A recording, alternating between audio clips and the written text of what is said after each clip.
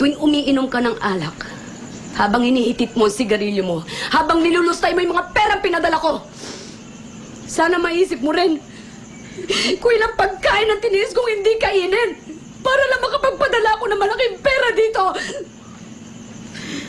Sana, habang nakahiga ka dyan sa kutsyon mo, natutulog, maisip mo rin kung ilang taong kong tiniis ang matulog mag-isa habang nangungulila ako sa yakap ng mga mahal ko. Sana maisip mo kahit konti kung gaano kasakit sa akin ang mag-alaga ng mga batang hindi ko kaano-ano. Samantalang kayo mga anak ko, hindi ko man lang kayo maalagaan.